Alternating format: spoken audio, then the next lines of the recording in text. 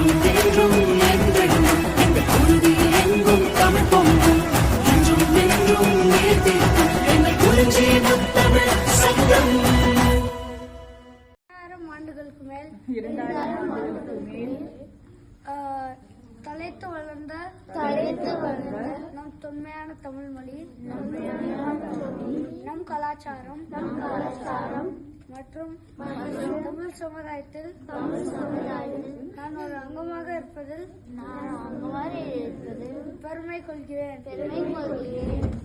தமிழில் பேசவும் எழுதவும் படிக்கவும் நான் முயற்சி செய்வேன்